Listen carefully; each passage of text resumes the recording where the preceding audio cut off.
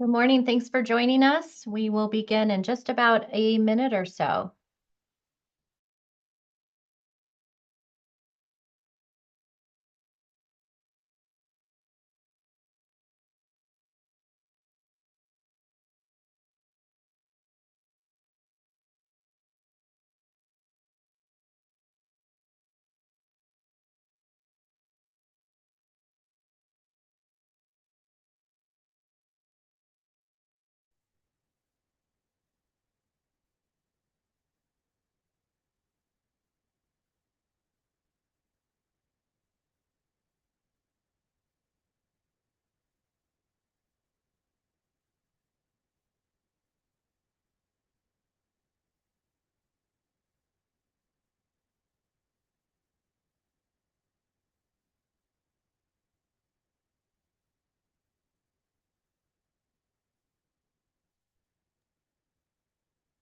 Okay, good morning. Thanks for joining us. We will slowly begin our agenda for today. Thanks to everybody joining live via YouTube and through the Zoom webinar. And welcome to the very first CDLE Quarterly Compliance webinar. I'm Cher Hoven, Deputy Executive Director for the Colorado Department of Labor and Employment. We're so excited that you were able to make time for us today. We started this outreach effort this year as a way for us to reach out to our employer and business community, number one, but more importantly, connect with you, provide compliance assistance through education and outreach, answer any questions that you might have, and really deliver to you information and updates from our 5 regulatory divisions. News that you can use, news that you need to know, news that's nice to know, but more importantly, this is just another avenue of engagement that we really want to commit ourselves to engage with the hundreds of thousands of Colorado employers. Earlier this year, we launched the newsletter version of this tool. So it's a vehicle, again, like this webinar, to provide you with updates on rules and regs, engagement opportunities, technical updates on our systems, and other information to help you conduct business in the state of Colorado. So we're excited today to bring you updates from our regulatory divisions. As I mentioned, you'll be hearing from division leadership with updates. We will certainly leave time at the end for your questions. A couple of housekeeping items. Number one, this webinar will be shared with everybody who registered and will also be posted on our website at cdle.colorado.gov. In addition, we'd like to hear from you. Was this useful? Was the information helpful? What would you like to see in future webinars? So we'll be including a survey in addition to the recording of today's webinar.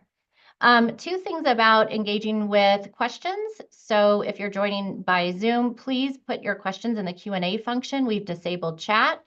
And similarly, if you're joining via YouTube, please use the comment section on YouTube for any questions. We have a very large audience. We'll get to as many questions as we can.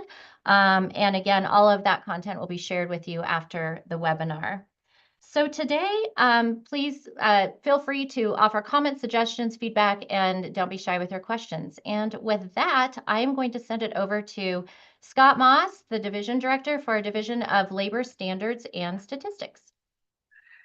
Thanks very much, Chair.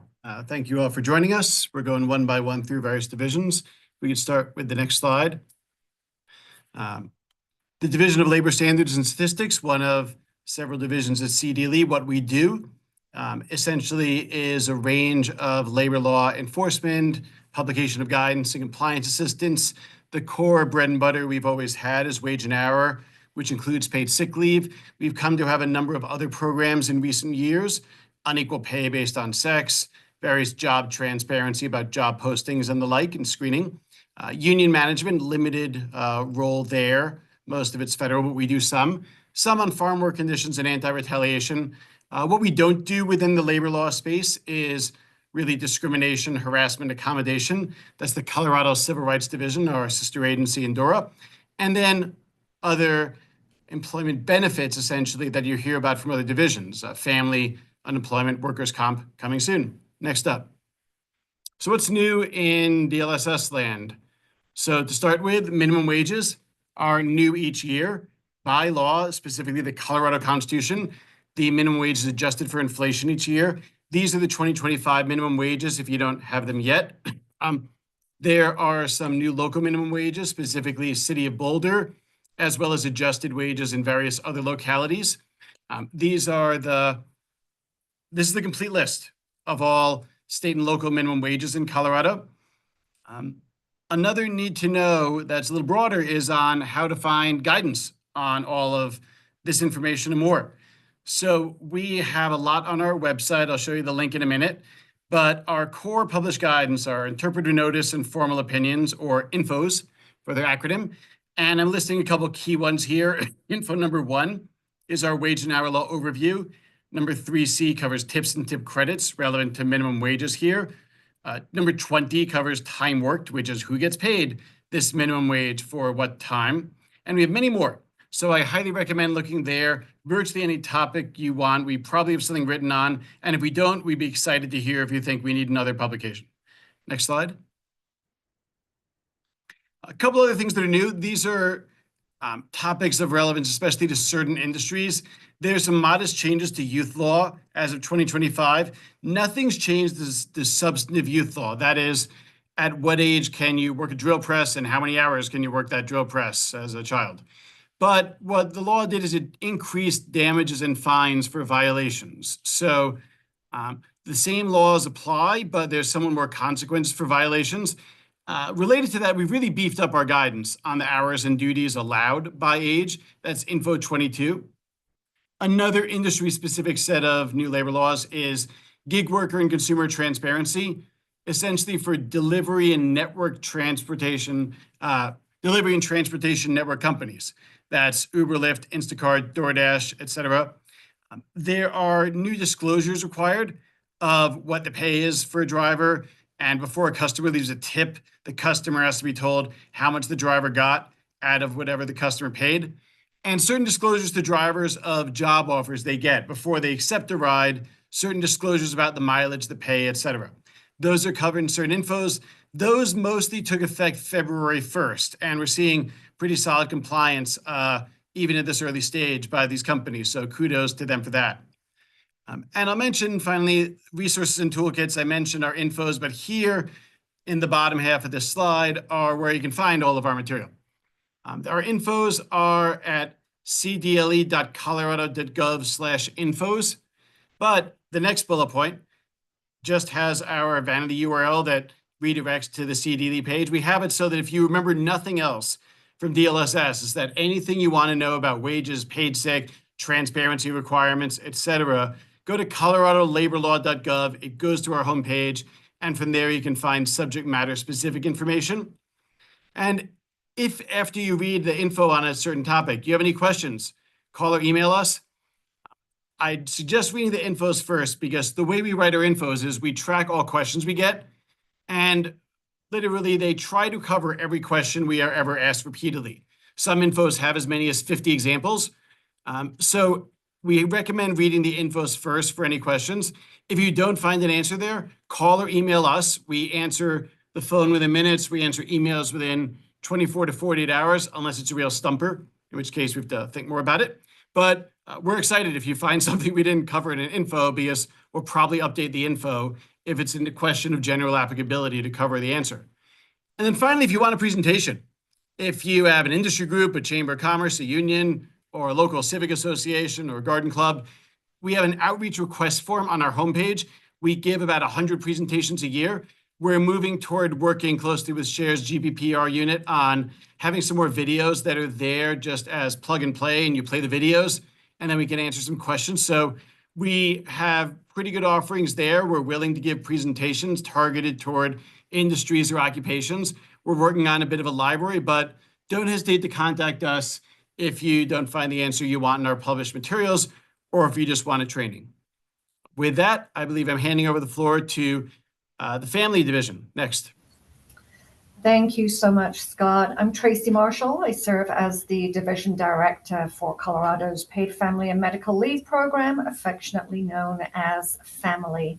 As a reminder for all of you, the FAMILY program was approved by voters back in 2020, and its goal is to ensure that Colorado's workers have access to paid leave during those life events that do pull them away from work.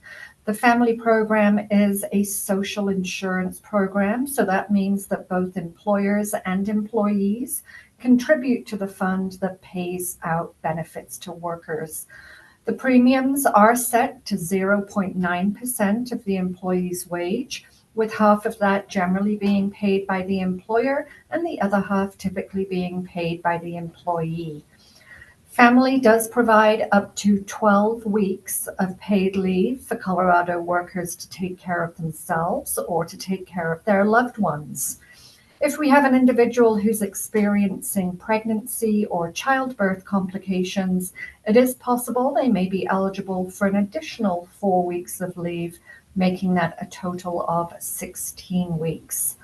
The type of events that employees can take leave for would be for their own serious health condition, to make arrangements ahead of a family member's military deployment, or to deal with the immediate needs and impacts related to intimate partner violence or sexual assault. The program covers almost all workers in Colorado, including those who are self-employed, who are part-time, seasonal workers, and employees of opted-out local governments who choose to participate individually. So some things that you need to know for this quarter. We're coming up on the deadline here on February 28th, where employers will need to complete their annual total employee headcount task, and that can be found in the My Family Plus employer system. This is something that must be done by employers. Your third-party administrators are not able to complete this task on behalf of their clients, and it's not something that can be done through a bulk upload. If your annual total employee headcount is not updated by February 28th, then the family division will be making the assumption that you have 10 or more employees. So you'll then be required to send in that full 0.9% of wages each quarter throughout 2025. So this really is a critical task for employers that have less than 10 employees. We do have tools on our website. You can find these at family.colorado.gov/employers, and that will help you work through the task and know what steps you need to take. We had a handful of new rules that took effect at the start of this year, the most notable being changes to how self-employed workers and employees of opted-out local governments can voluntarily elect coverage. Elective coverage now begins on the date these individuals register in My Family Plus employer. You can no longer elect coverage with a retroactive effective date. Families' maximum weekly benefit payment amount increased to $1,324.21 on January 1st, 2025. This only applies to claims with a leave start date on or after January 1st, 2025. Family premiums are paid on subject wages up to the federal Social Security wage cap, which is set at $176,100 for earnings in 2025. And then April 30th, that's the next deadline for quarterly wage reports, premium payments, and private plan summaries. This aligns with the unemployment insurance reporting schedule. A few more need to knows. We will be filing some minor proposed amendments to the rules on Friday, March 7th. The public comment period and instructions for participating in the rulemaking process will always be published on Family's Rules and Guidance page.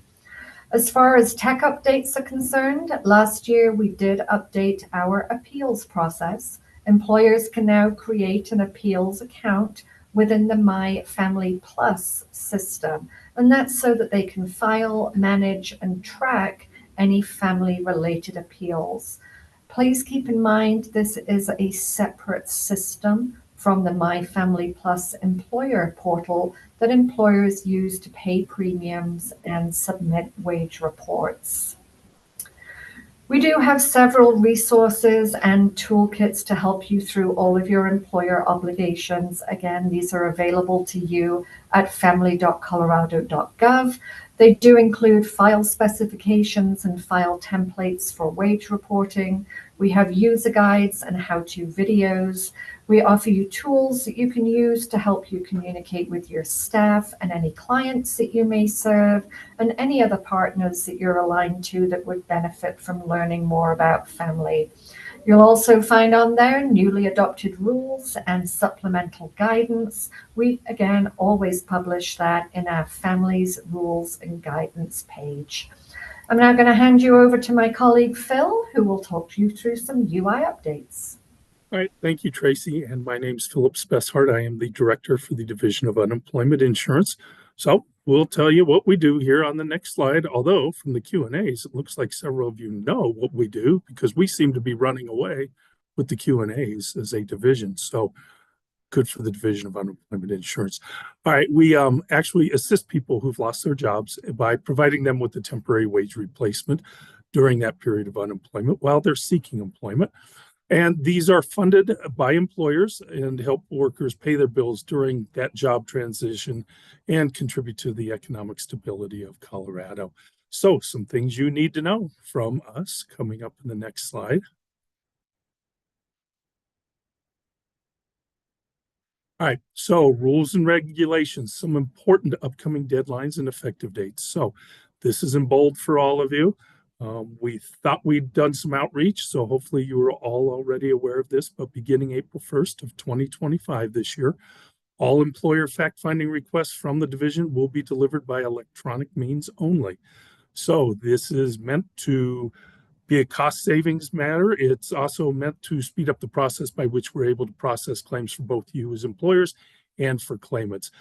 We recommend that employers and TPAs use the MyUI Employer Plus system or the State Informational Data Exchange System, something you might know as SIDES, to provide those responses. So employers should be updating their correspondence preferences in MyUI Employer Plus before April 1st of 2025. That way we know where to send some of these notices for the electronic responses. TPAs should also ensure that they have access to employer-client accounts and are assigned the necessary roles to view and respond to the division requests. This means as a TPA, you'll probably need to interact a little more with your clients to ensure that that's been set up correctly for you. Please make sure you visit the electronic communications requirement page for more information and resources. A little more that you need to know on the next slide is the quarterly wage detail reports, including monthly employment information and premium payments for UI for the first quarter of 2025 are due by April 30th of 2025 this year.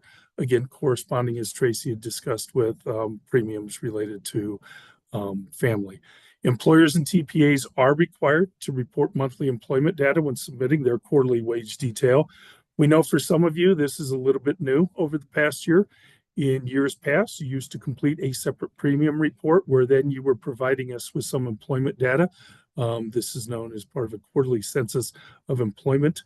So we're capturing that differently these days. And so we ask that you, when you do this, to indicate, yes, that somebody was employed with you during the 12th day of each of those months, that you're marking that as a 1 and a 0 for no if the employee was employed on the 12th day of each month. Again, yes, if they're employed on the 12th day, no. All right, another need to know for you is that we have some upcoming rulemaking dates. We currently have an emergency rule that was establishing a requirement for verification of a claimant's identity regarding claims for unemployment insurance. This went into effect on January 25th, 2025. Reason for that emergency rule is just to ensure that we are doing everything that we can to tamp down any kind of attempts to fraudulently collect unemployment insurance benefits through nefarious actors.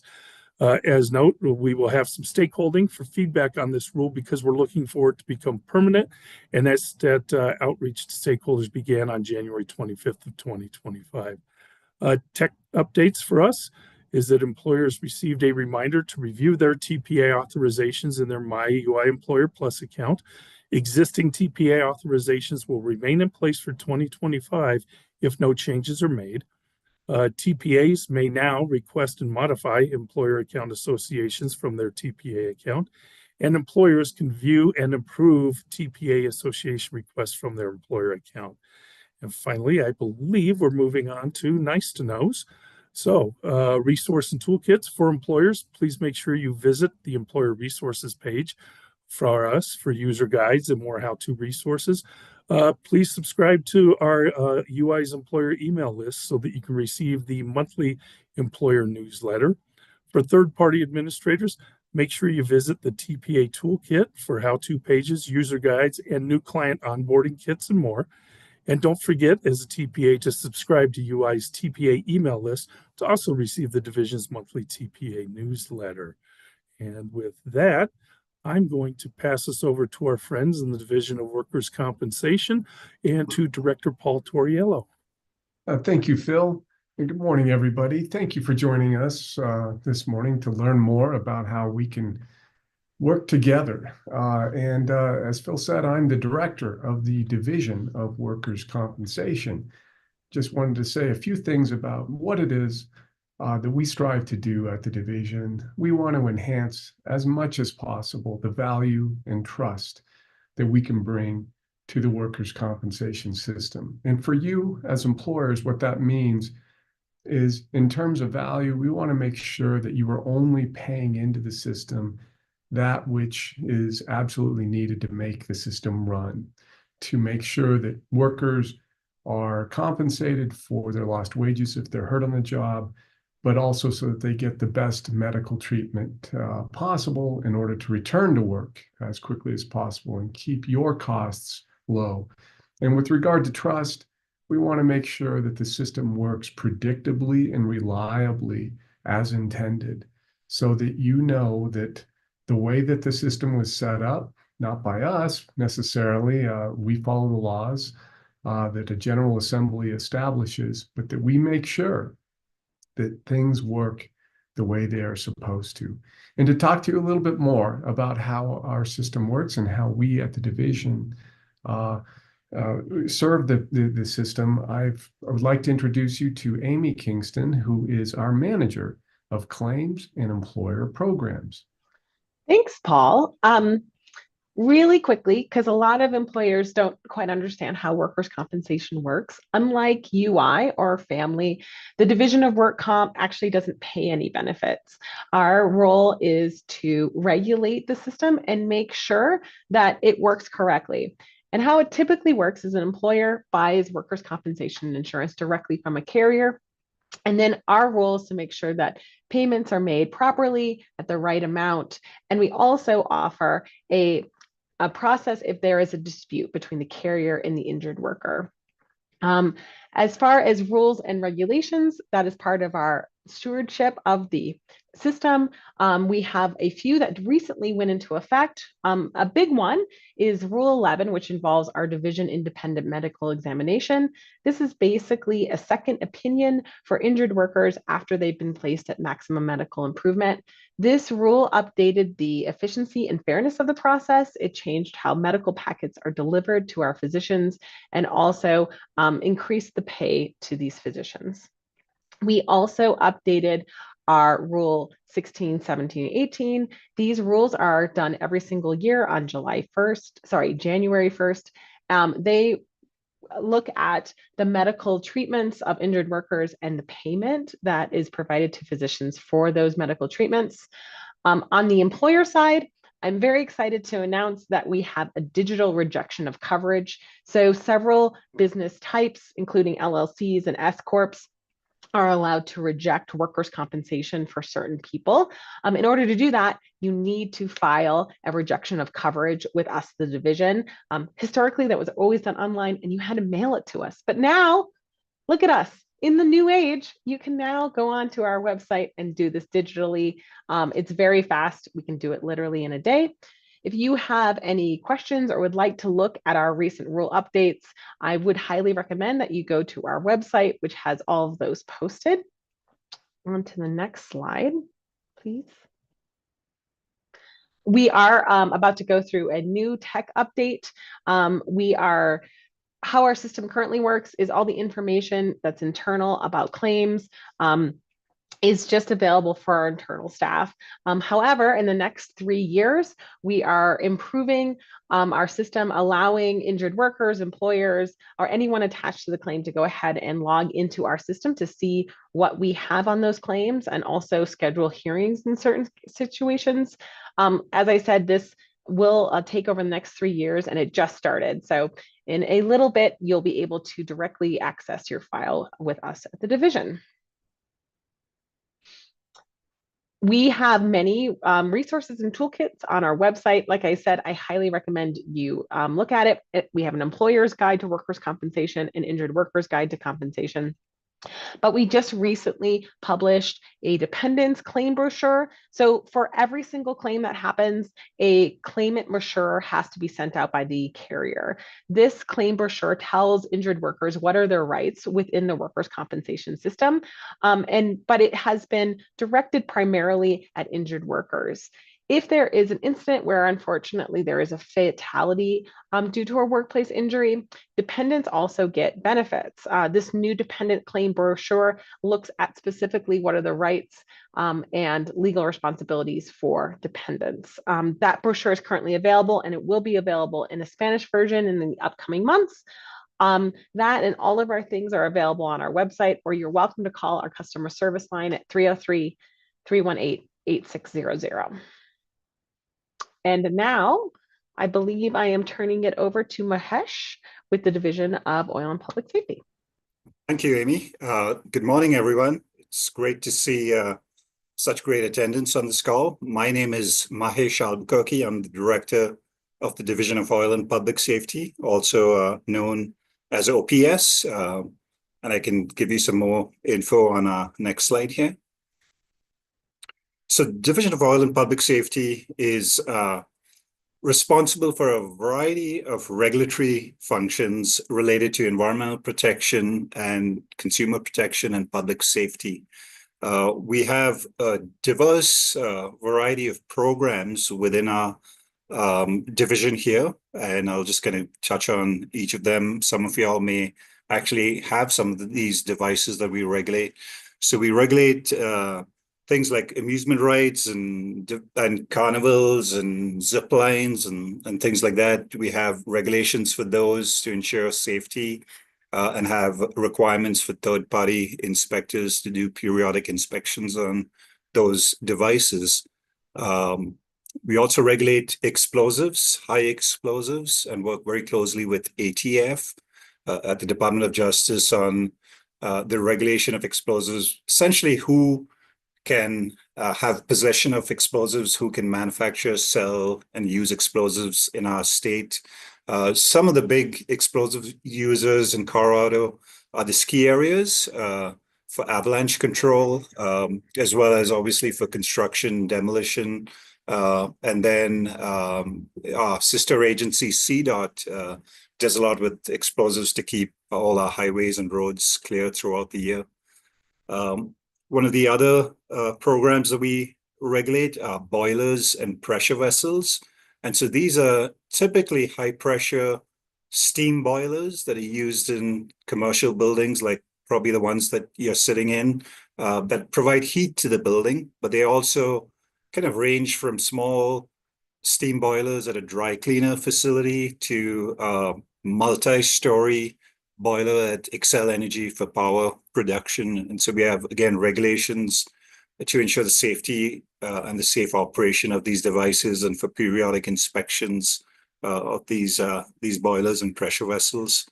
Our next program is conveyances, or that really includes elevators and escalators, even the train between the concourses at DIA, what I also call automated people movers. And again, out there, we have safety regulations and periodic inspection requirements by third-party inspectors to ensure the safe operation of all those elevators, escalators, and other such devices. We also have regulatory oversight over fuel products, everything from general gas and diesel and those products, but also propane, CNG, LNG, and hydrogen that might be used for fuel cells in electric vehicles. And again, have quality standards for all of those. One of our bigger programs is our petroleum storage tank program, which includes the regulation of the actual tanks that store these fuel products that I just talked about. But also when there are releases of petroleum, mainly gas and diesel, the liquid fuels into the environment, we have oversight on the cleanup, and we manage a $36 million fund that acts as an insurance policy for owner-operators of petroleum storage tanks to help them with cleanup of their releases, and they are eligible for up to $2 million per occurrence or per release in cleanup reimbursement to help them with their cleanups. And then finally, we have we kind of host the Underground Damage Prevention Safety Commission, which is provides oversight over Colorado 811, and we adjudicate issues related to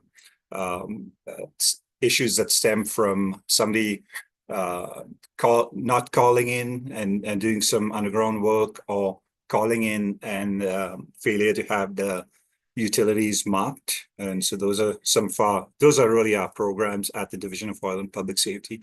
Okay, if we go to the next slide here, we'll talk about some need to know. As I said earlier, we are a regulatory agency, and we're constantly, it seems like, doing regulations and revisions to regulations. We really pride ourselves on very strong stakeholder collaboration during our rulemaking processes. And usually when we have rulemaking hearings, we've vetted our rules or proposed rules so much before the meeting that hardly anyone shows up at the actual meeting because everyone's on board and on the same page.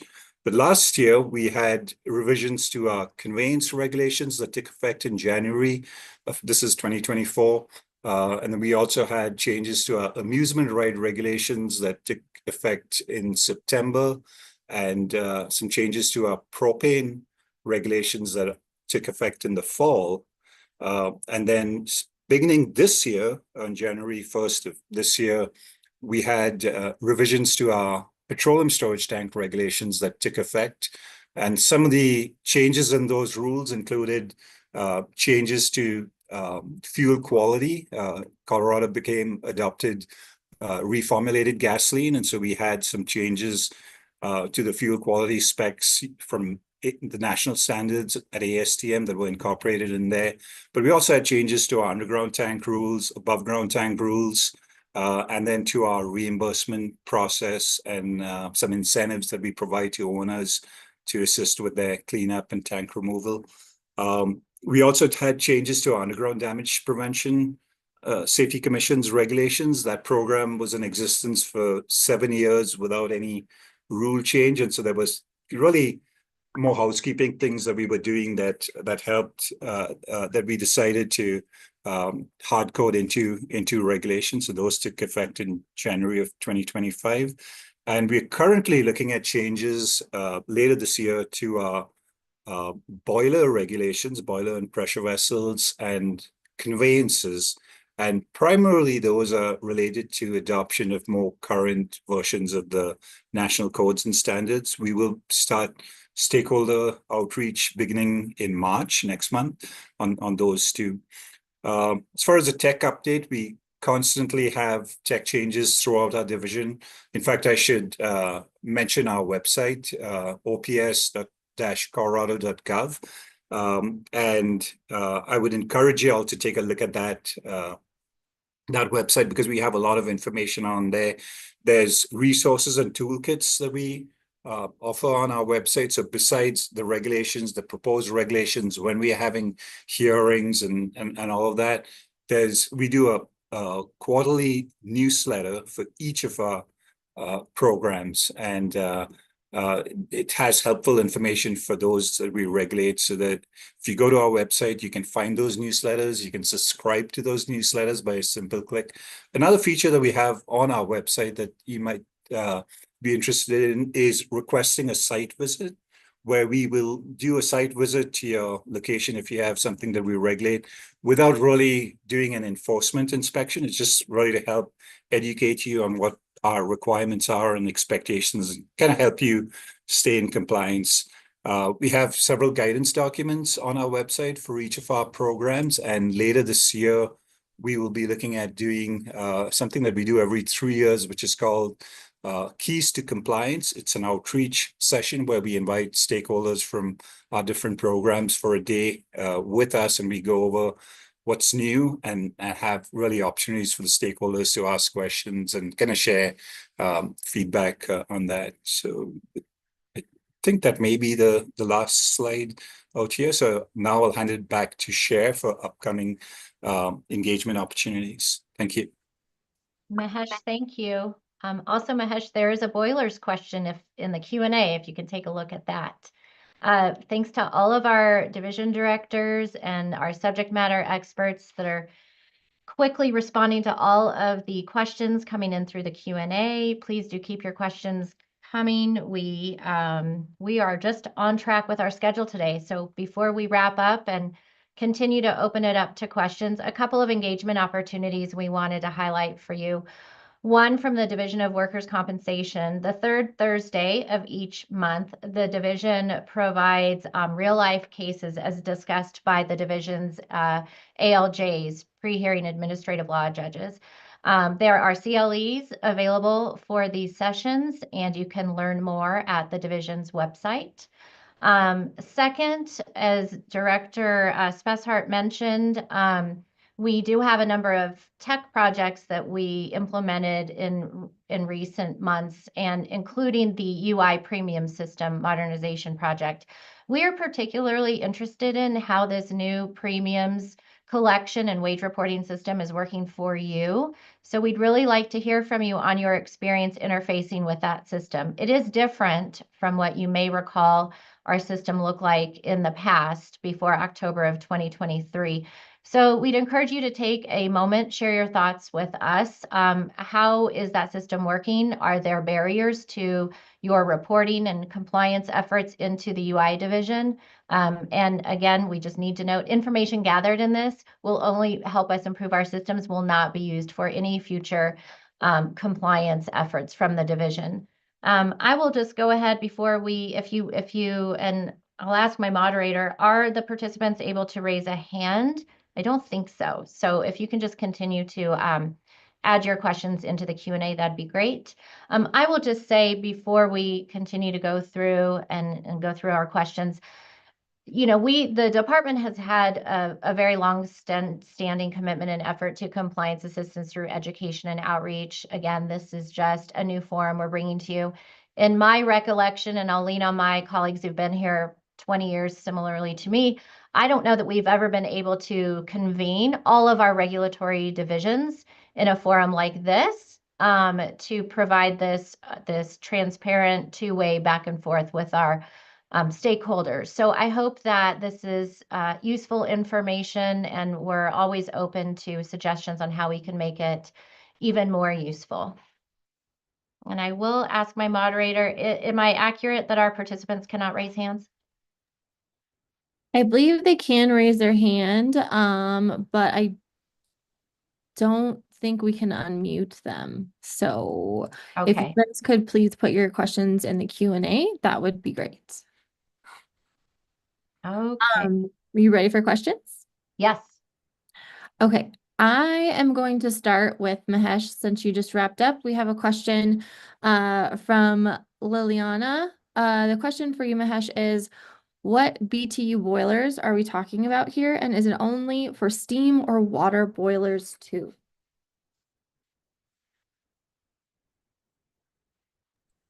Thanks for that question. So there are really two types of boilers, both steam and water. There's low pressure heating boilers, which are either steam boilers that operate with no more than 15 psi steam pressure, or hydronic water boilers that operate with no more than 160 psi water pressure and no more than 250 degrees Fahrenheit operating temperature.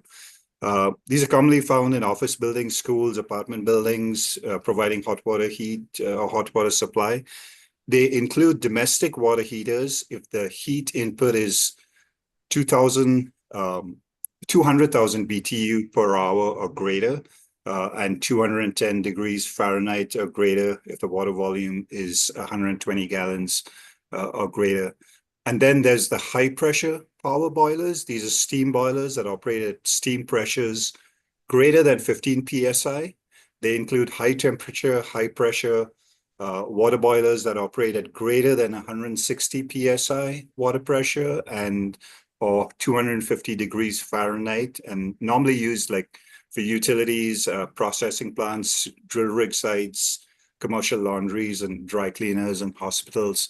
If you go to our website, ops.colorado.gov/boiler, and then all about boilers, you can get this information directly, and I'll actually put a link in the chat to this info. So hopefully that answers your question. Thank you, Mahesh. I'm going to ask a question related to family next. Evan, I think you can answer this, but Tracy, feel free to jump in. The question here is an H-2A employee considered a seasonal employee for family? They are here from June through October. Thanks, Jessica. I mean, I would say, yes, it's likely that they're considered a seasonal employee, but I'll add that the distinction of a seasonal employee has little to no impact on family. At the end of the day, employers have to remit premiums for all of their Colorado employees, and that would include any workers that are Colorado employees because of their visa status. Thanks, Evan. I do just want to point out that we will send out these slides and a recording of this presentation shortly following the session today. There are a few questions for that. We'll also include the Q&A with the answers to your questions that have been typed out previously. I'm going to ask another family-related question. Jenny, I know you're on the call. This could be a question for you. Evan, you can feel free to jump in as well. The question is, where on the site do you report your number of employees? And I'm assuming that you're referring to the annual total employee headcount. However, there's a similar function on UI. So if this is meant for UI, please offer that clarification, Lorianne. Evan, can you take that? Or Jenny? I think Jenny might be better. Yeah, I can speak to that. For the annual employee headcount task, it's actually a critical task that will block you from doing anything else in the employer portal until it's been completed. So if you are an admin on the account, once you log in, that will be there for you to complete and will not let you do anything else until you have. So if it's not there, it's likely that it was actually already completed probably back in November. But you can also contact our call center and we can verify that information for you. Thanks, Jenny. Let me see if I can get a new topic here.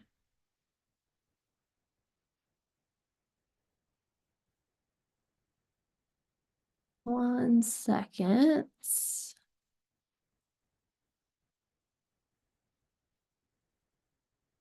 Okay, here's another one for family.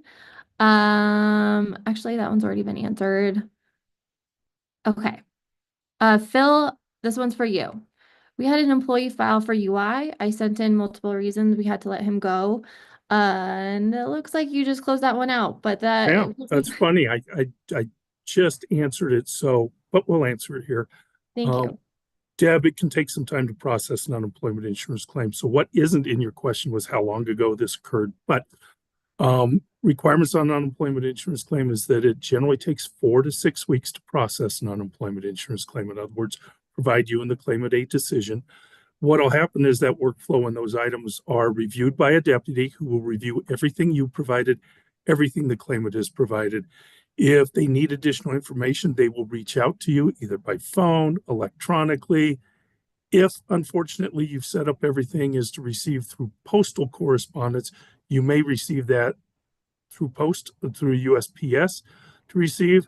If that's how you've signed up to receive stuff, I would encourage you to go back in and change everything to get on that electronic workflow that we have coming in the future anyways, and to speed up the process for you. After obtaining all that information from both parties, they will then issue a decision that then you'll receive notification that there's a decision available. Again, if you're receiving stuff via postal service, you'll actually receive that decision in the mail. Again, I encourage you to sign up to do things electronically if you're not, because that gives you a much quicker turnaround. If you find a decision that you say, I disagree with it and I would like to file an appeal, as opposed to delays that can happen with the USPS. So sorry I went on so long there, Jessica, but it was an opportunity to talk about how parties may do better with electronic receipt. Thanks, Phil. I'm going to ask Scott a question now. This is from our YouTube audience. Scott, the question is, will there be an update to the comps order for tip wages to reflect the update to the DOL rule about the 30 continuous minutes part? Sure. Thanks, Jessica. And thanks out in YouTube land for the question.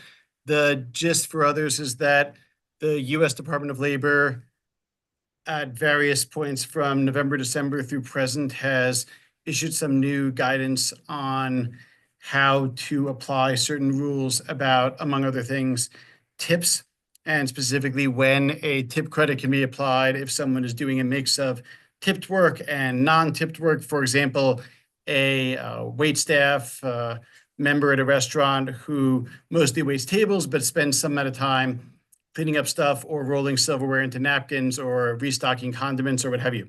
We're reviewing that because some of that is hot off the presses from the U.S. Department of Labor. It goes to how the rules are interpreted. So what we need to do is see whether there's anything different in Colorado statutes, rules, etc., that means that the same interpretation would or wouldn't apply. So we do anticipate coming out with updates to respond to that federal guidance shortly to make sure we're correct about which federal interpretations would or wouldn't apply. We are reviewing those right now. So thanks for being on top of that and stay tuned. Thanks, Scott. I have a question. Jessica, I would like to send it real quick since we do have a number of employers represented by TPAs. If Megan can just talk a little bit about within the new UI system, employers needing to associate their accounts with a TPA. Otherwise, the TPA will see a fatal error when uploading wage records on behalf of their client. Megan, can you just speak to that? Yeah, of course. So essentially where we have that located in the quarterly wage filing for unemployment insurance is within the quarterly wage process itself. So as you are going through the individual SSN entries, there is a YN toggle for each of the 3 months. When you are uploading a bulk file, you will also have an option to provide that information in bulk. A lot of your TPAs will have that as part of their payroll software. So that's kind of already defaulted for that if you use a TPA. So that information is critical for our LMI partners, for some of our benchmarking and economic forecasting. And so it is certainly something that we are expecting of our TPA and employer community to adhere to. And if there are any questions at all about how or where, please feel free to contact our customer service teams.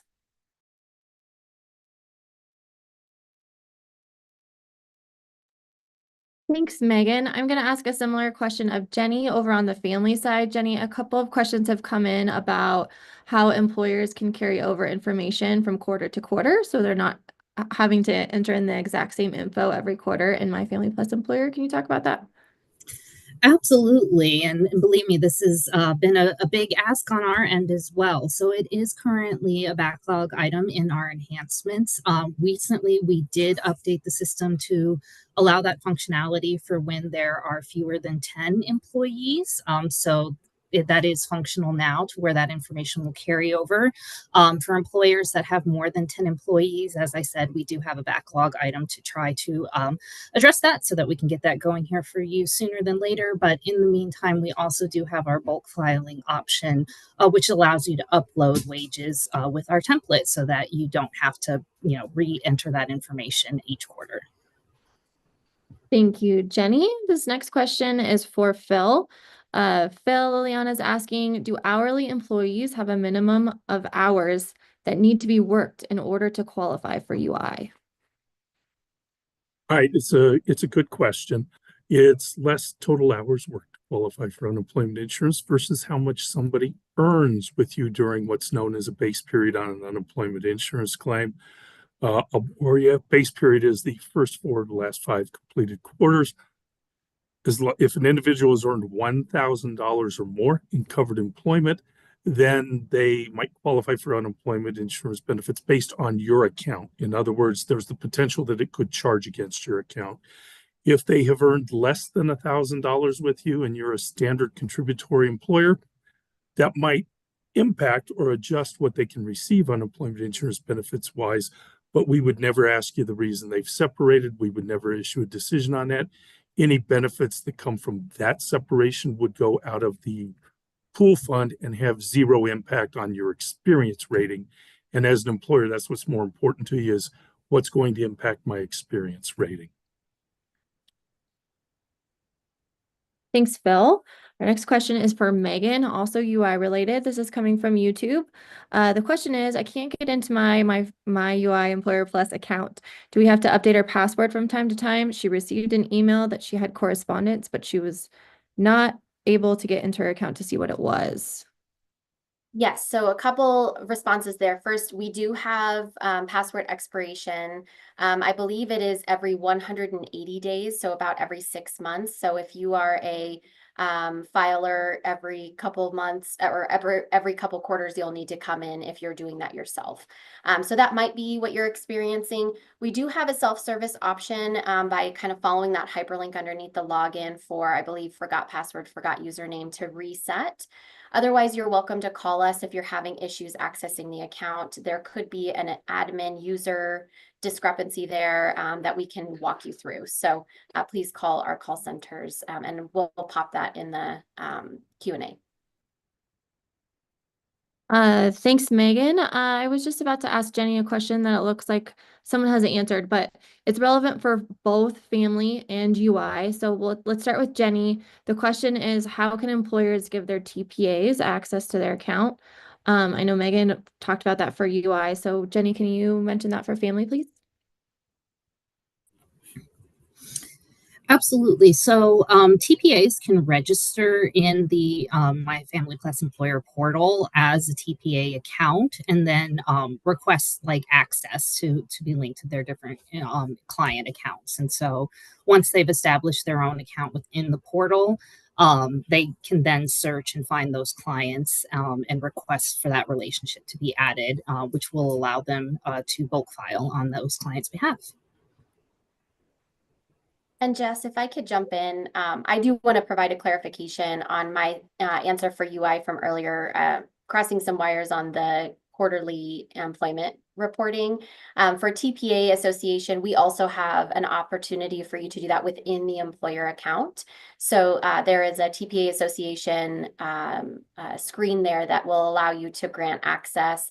We are also working on creating a TPA direct association process for anyone who works directly with the TPA that's looking for that information. That's a future enhancement, but for now, you can do that within your employer portal.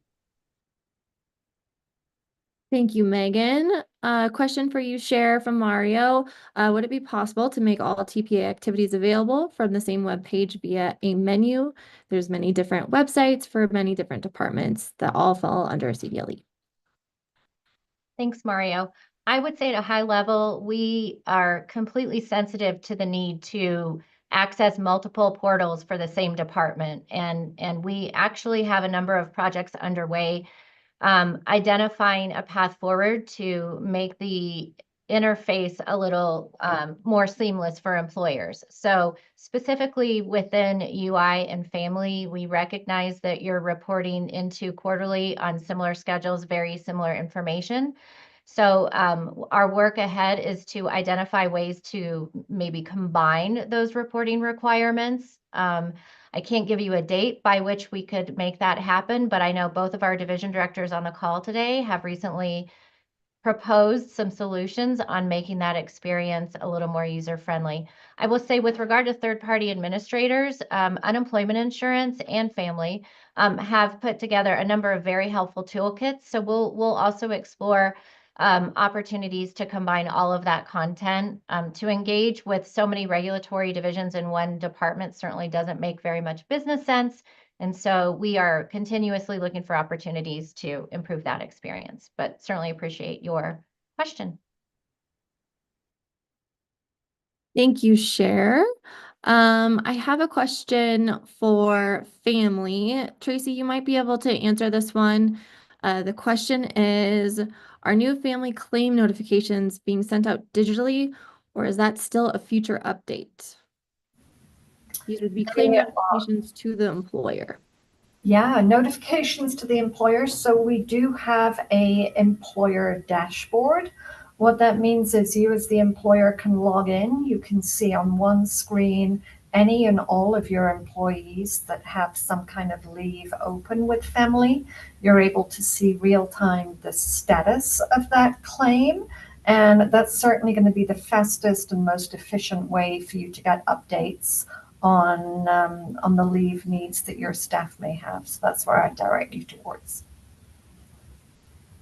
Thanks, Tracy. We have a workers' comp question here. So Paul or Amy, feel free to jump in. The question is, Cynthia tried to go into workers' comp and she cannot find the business. I tried the name, the FEIN, and the address and could not find it.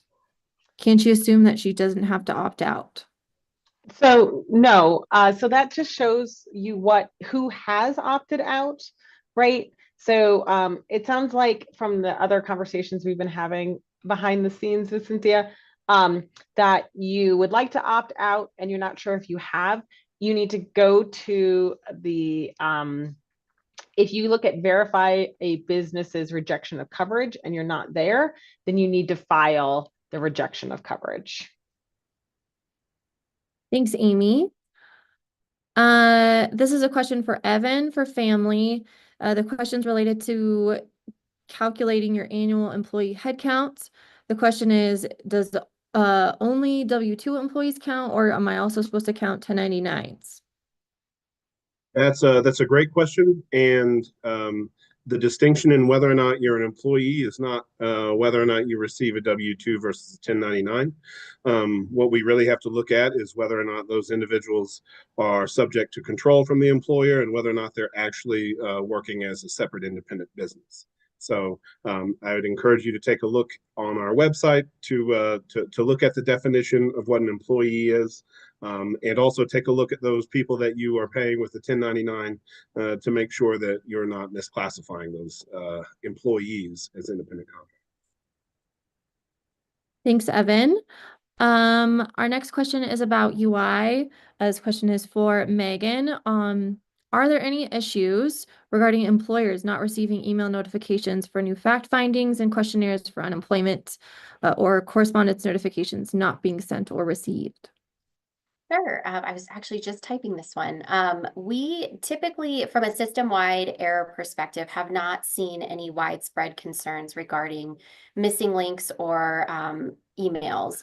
What we have seen is because of the way that the UI employer accounts are set up, you can have various users for different purposes. So if you have someone that's looking for a claims document, but they're not authorized for claims documentation from an email notification perspective, that might be the issue that you're seeing there. And you might just need to go into your employer portal and update your preferences. So again, we can walk you through that. But that is what we're seeing typically arise. But from a system perspective, we're not seeing any errors there. Thanks, Megan. I have another question that's sort of related. Can you explain the process with separation notices when an employee quits or is terminated? Are they required? I believe this question is related to the employee. There was legislation passed, I believe, in the last year that does mandate that you notify the employer of their unemployment rights. However, as far as the UI division enforcing this or having any sort of regulatory oversight, we do not, but it is a legislative requirement as an employer. As far as documentation that you will receive from the division, that is generated based on an employee or prior employee filing a claim. So if an employee files a claim, that is when you as the employer will get notified and have the opportunity to reply fact finding. Thanks, Megan. Quick time check. We've got 2 more minutes, but I think we can hustle and answer a few questions. We have one coming in from YouTube. Tracy Marshall, this is for you from family. The question is there an experience rating calculated for family?